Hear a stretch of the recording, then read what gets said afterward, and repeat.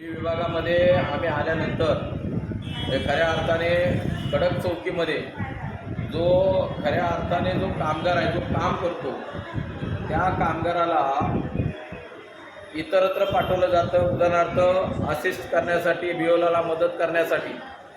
या संदर्भात आम्ही जे खाते प्रमुख आहेत त्या खाते प्रमुखांना आम्ही सदर बाब संपूर्ण सांगितले की जो काम करणारा कर्मचारी आहे त्याला जनगणनेसाठी पाठवला जातो आणि जो खऱ्या अर्थाने घरी बसलेल्या हप्त्यावर आहे त्याला मात्र व्यवस्थित त्याला प्रोटेक्ट केलं जातं.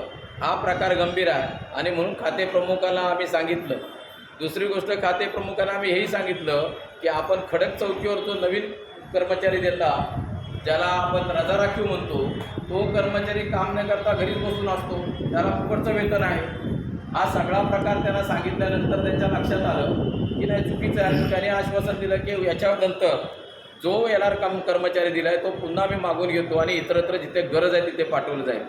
आज कर्मचाऱ्यांची अशी अवस्था आहे की महाराष्ट्राचे मुख्यमंत्री सांगतात की आपत्कालीन परिस्थितीत कुणी घराच्या बाहेर पडू नये. मग इथे जो काम करणारा चतुर्थ श्रेणीचा जो कामगार आहे, हा कामगारसुद्धा माणूस आहे. अशा वेळेला आपत्कालीन परिस्थिती आली किंवा पूर्वग्रस्त परिस्थिती आली तरीसुद्धा ह्या कर्मचाऱ्यांना डबल टिबल काम करायला होतात. त्यानंतर 11च्या नंतर ग्रुप स्वीपिंग करायला होतात. म्हणजेच ह्या कर्मचाऱ्यांकडे बघण्याचा जो दृष्टिकोन आहे हा एकदम चुकीचा आहे. आणि म्हणून इथल्या आम्ही खाते प्रमुखाला स्पष्ट सांगितलं, आपत्कालीन परिस्थिती असेल तर आमचा कर्मचारी ग्रुप स्वीपिंगला जाणार नाही आणि जर तुम्ही जबरदस्ती केली तर आम्ही उपायुक्तांकडे जाऊ आणि आणखीन जर तुम्ही ऐकलत नाही तर वेळ पडली तर आम्ही रस्त्यावर डॉक्टर बाबासाहेब आंबेडकरांची संघटना उतरल्याशिवाय गप्प बसणार नाही.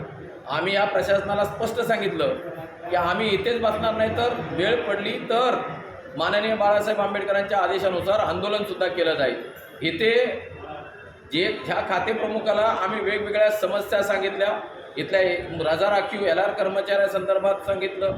इथला जो मेहनती कामगार आहे, जो काम करतो, त्याला मात्र निवडणुकीला पाठवलं जातं आणि जो हप्त्यावर आहे तो मात्र घरी सेफ असतो. आणि हे लोक सांगतात नाही, वरून आदेश आला, वरून नावं आली.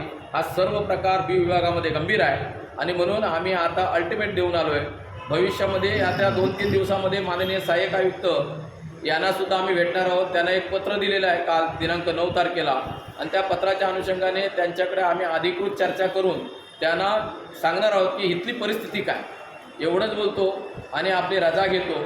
डॉक्टर बाबासाहेब आंबेडकरांच्या म्युनिसिपल कामगार संघ हा सदैव कर्मचाऱ्यांच्या हितासाठी, वंचितांच्या हितासाठी तत्पर आहे, हे आश्वासन देतो. जय हिंद.